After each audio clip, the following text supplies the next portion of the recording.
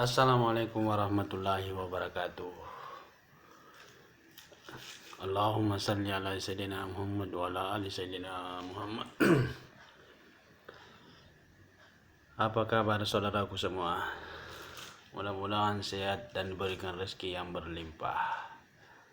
Namun jangan lupa yang nonton, jangan lupa bersalawat kepada Nabi kita Muhammad sallallahu alaihi wasallam di kolom komentar, dan yang like, yang share, saya doakan semoga dijauhkan dari segala mara bahaya, dimudahkan segala urusannya, dijauhkan dari segala penyakit, dan diberi rezeki yang barakah. Amin ya rabbal alamin. Saudaraku yang dirahmati oleh Allah Subhanahu wa Ta'ala, dimanapun Anda berada, hari ini saya akan mengisahkan pengalaman saya yang saya alami sendiri mengenai pentingnya bersalawat. Dulu saya sempat mengalami keterpurukan, semuanya terpuruk, baik dari segi mental maupun ekonomi, semuanya hancur. Ini saya bercerita hanya sesuai dengan pengalaman, bukan hanya sekedar menyampaikan yang tidak saya alami. Saya alami betul-betul bahwa sebuah salawat itu hanya salawat pendek bisa merubah seseorang yang tadinya yang tidak mungkin menjadi mungkin. Saudaraku yang dirahmati oleh Allah Subhanahu wa Ta'ala, saya menyampaikan sedikit pengalaman saya tentang salawat yang saya alami waktu saya mengalami keterpurukan. Saya sempat down dengan salawat ini.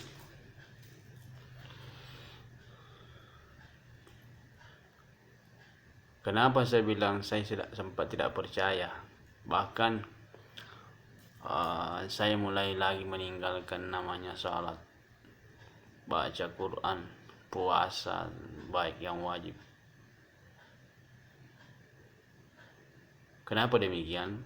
Karena saya bersalawat pada waktu itu ketika saya punya masalah, hutang banyak, numpuk kiri kanan, rumah tangga berantakan. Tapi saya mulai buka channel-channel di YouTube tentang salawat. Saya mulailah bersalawat.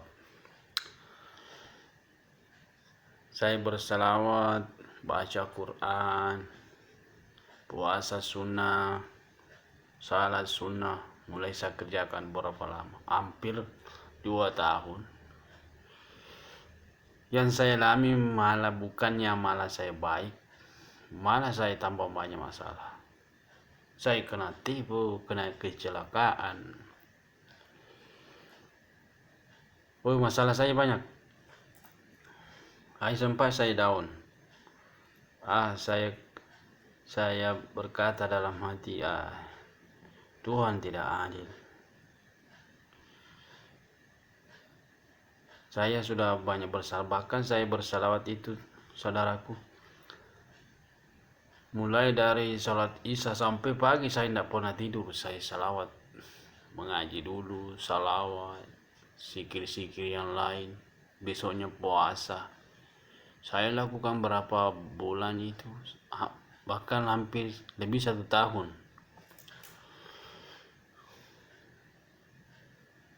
Lebih 1 tahun saya laksanakan itu, bersalawat, semua sunnah-sunnah saya kerjakan. Malah saya tambah banyak masalah, saudara. Di situ saya mulai down. Akhirnya saya mulai malas kembali beribadah, karena saya merasa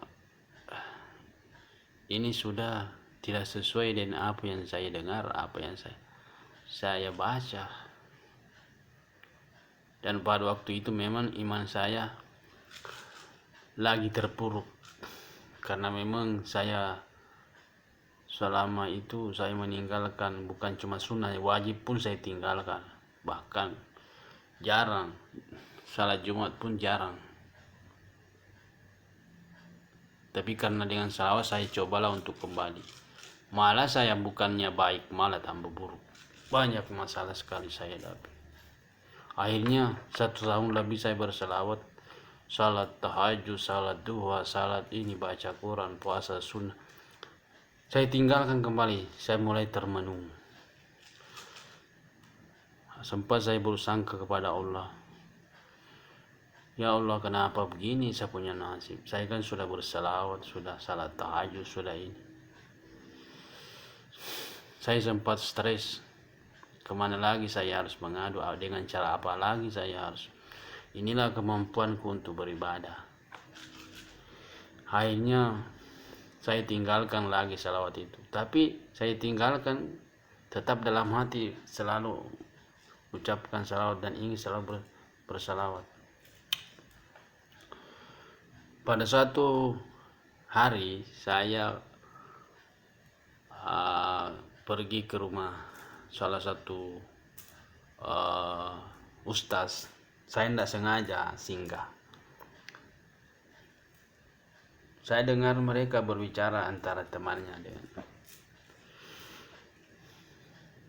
Saya dengar sempat bahasa yang dia keluarkan itu, katanya kalau orang banyak melakukan dosa, beribadah itu tidak langsung berubah secara ekonomi. Biasanya itu banyak cobaan atau hukumannya tentang dosa-dosanya yang telah lalu. Di situ saya sempat termenung.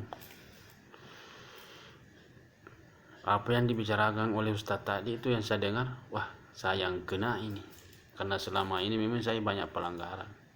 Terus terang saya ini bukan ustaz. Dulu saya memang sempat meninggalkan agama begitu.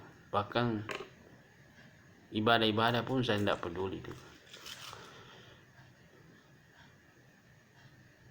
Akhirnya tadi sempat yang saya dengar tadi itu saya bicarakan dalam hati, wah ini saya yang dikena ini. Persis apa yang disampaikan ustaz itu saya yang dikena ini. Karena dulu memang saya nakal, banyak saya tinggalkan. Bahkan tidak peduli dengan itu. Saya peduli dengan pekerjaan, nanti hancur baru saya mulai cari agama. Begitu saya mulai tekun, bukannya malah baik, malah saya tambah hancur, down. Akhirnya berjalan waktu, saya itu hari saya dengar ustaz bicara, saya pulang ke rumah. Kayaknya yang didengar oleh ustaz itu, yang dibicarakan oleh ustaz itu benar juga apa yang dia bilang. Karena memang saya selama ini saya banyak melakukan kesalahan. Akhirnya pulang di rumah, saya mulai salat malam, saya termenung sampai saya mengeluarkan air mata. Saya renungi segala perbuatan saya. Ternyata saya ini tidak pernah bersyukur. Begitu banyak kenikmatan yang saya pernah lakukan dan dosa-dosa yang telah saya lalui, masih saya menuntut banyak. Disitulah saya mulai menangis dan mulailah saya bersalawat kembali sampai hari ini. Dan apa yang saya alami setelahnya itu bukan perubahan masalah ekonomi yang datang, tapi perubahan masalah sikap tentang ibadah. Yang dulunya ibadah saya tidak peduli, sekarang kalau tidak beribadah itu sudah mulai gelisah. Masalah salat, baik yang sunnah, puasa, di situ sudah mulai agak ada perubahan. Di situ saya mulai mulai belajar dari hikmah salawat. Oh, ternyata hikmah salawat itu bukan cuma dari minta kekayaan. Saya dulunya bersalawat hanya ingin masalah saya selesai, tapi yang terjadi malah masalah saya banyak. Disitulah saya mulai termenung. Oh, ternyata lah inilah hikmahnya bersalawat. Saudaraku yang dirahmati oleh Allah, yang saya alami setelahnya saya rajin kembali bukan uang yang datang, tetapi perubahan-perubahan sikap yang ada dalam diri kita selama ini. Kayak Allah itu menuntun kita setiap saat. Yang tadinya saya itu agak keras, kasar, mulai secara tidak sadar orang yang menilai kita mengatakan bahwa itu sudah berubah itu secara tidak sadar. Ibadah-ibadah pun saya sudah mulai kerjakan kembali. Disitulah saya sudah pasrah bahwa memang beribadah tujuannya untuk dunia, cobaan dunia juga begitu besar. Jadi saudaraku yang dirahmati oleh Allah Subhanahu wa taala, beribadahlah dengan tulus dan ikhlas kepada Allah Subhanahu wa taala, dan bersalawatlah kepada Rasulullah sallallahu alaihi wasallam. Tujuannya hanya untuk mendapatkan rahmat dari Allah, bukan mendapatkan rezeki atau ingin masalahnya selesai. Bersalawatlah dengan tulus, biarlah Allah sendiri yang akan menyelesaikan masalahmu. Itu yang saya alami, saudaraku yang dirahmati oleh Allah dimanapun Anda berada. Jangan pernah lelah untuk bersalawat. Bersalawatlah dengan tulus dan ikhlas. Sebab kalau Anda beribadah, bersalawat, soal sunnah, puasa sunnah, yang sunnah-sunnah Anda kerjakan hanya untuk mendapatkan dunia, bukan kebahagiaan yang pertama Anda dapat. Pasti masalah itu banyak, baik batin maupun lahir. Itu yang saya alami, karena saya betul-betul merasakan niat itu penting. Dalam ibadah itu niat memang harus diutamakan. Sebab niat kita beda dengan tujuan beribadah, niatnya beda. Saya rasa saudaraku mungkin banyak yang mengalami atau hal yang seperti saya. Pasti yang kau alami itu cobaan begitu banyak. Desakan hati di dalam diri itu begitu menggebu-gebu. Akhirnya nanti kau down, bahkan berpikiran buruk sangka pada Allah, kepada Rasulnya. Begitu saudaraku. Jadi saya berharap saudaraku kaum muslimin dan muslimat dimanapun Anda berada, jadikanlah ibadah itu sebagai penuntun untuk menuju kehadirat Allah Subhanahu wa taala. Dan pesan saya, janganlah Anda berhenti bersalawat, karena salawat itu memang nyata, bukti. Yang saya alami sendiri banyak sekali perubahan, baik secara mental. Kita itu mudah bersyukur. Sudah yang tadinya hanya dunia aja dipikir, sekarang sudah mulai banyak meninggalkan hal-hal yang tidak penting. Itulah hal yang terbesar saya alami. Kalau masalah perubahan ekonomi, tidak perlu saya ceritakan, karena tujuan saya bukan lagi untuk merubah ekonomi, tetapi hanya tujuannya untuk mendekatkan diri kepada Allah. Dan berjalannya waktu, hal itu sudah mulai saya dapat. Saya sudah mulai merasakan bahwa ternyata apa yang kita minta itu kepada Allah bukanlah langsung yang kita minta yang didapatkan, tetapi Allah akan merubah kita dulu secara baik akhlak maupun secara batin, terutama dalam ibadah yang sering kita tinggalkan. Sudah mulai kita merasa takut kalau ditinggalkan. Itulah kenikmatan yang saya alami yang cukup besar menurut saya. Jadi saudaraku, jangan pernah lelah berselawat meskipun dalam keadaan apapun. Biarkan Allah yang akan membimbingmu ke jalan yang diridhoi. Tidak perlu engkau meminta sesuatu apapun selain daripada kehendaknya. Saudaraku hanya pasrah meminta bagaimana saya terus berselawat dan mendekatkan diri kepada Allah. Itulah kenikmatan yang terbesar yang saya alami. Ternyata kenikmatan itu bukanlah dinilai dengan harta dan kekayaan. Saudaraku yang dirahmati oleh Allah, dimanapun Anda berada, saya pesankan khusus untuk salawat. Salawat itu memang sangat luar biasa. Bisa merubah seseorang yang tadinya buruk atau dia keras, tetapi karena dia rajin bersalawat walaupun dalam keadaan apapun, suatu saat nanti pasti Allah yang akan merubahnya. Itu nikmat yang terbesar yang saya alami. Terus terang saya ini bukan ustaz, tetapi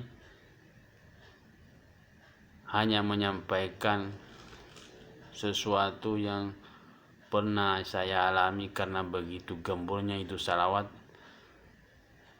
sehingga saya sempat menyampaikan hal-hal yang saya rasakan, karena saya tidak mau menyampaikan apa yang tidak pernah saya alami. Begitu saudara.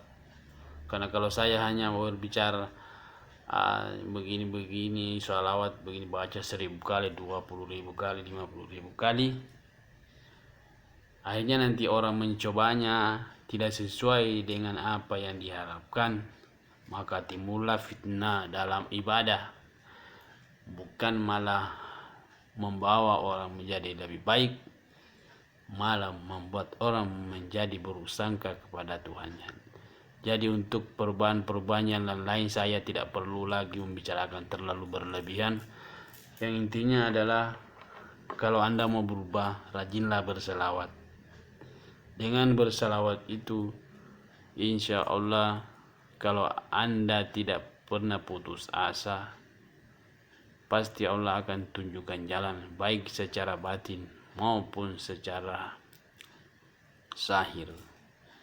Saudaraku ya, demikianlah pengalaman-pengalaman yang saya alami dan sempat saya sampaikan. Mudah-mudahan bermanfaat bagi saudaraku semua dimanapun Anda berada. Jangan pernah anggap remeh salawat. Berselawatlah mumpun Allah masih diberikan kesempatan Anda untuk bersalawat. Dan pesan yang terakhir, dalam kondisi yang sekarang ini begitu banyak godaan, janganlah meninggalkan salawat. Insya Allah kalau Anda rajin bersalawat, sebab salawat itulah Allah akan menjagamu dari perbuatan yang tidak Allah sukai, dan akan membimbingmu ke arah jalan sesuai dengan apa yang dilakukan oleh Rasulullah. Walaupun semuanya tidak bisa dilakukan, tetapi minimal kita mengikuti jejak jejak beliau sedikit demi sedikit semampu kita. Berselawatlah, berpuasalah, dan kerjakanlah sunnah-sunnah, dan wajib jangan ditinggalkan. Demikian saudaraku. Wassalamualaikum warahmatullahi wabarakatuh.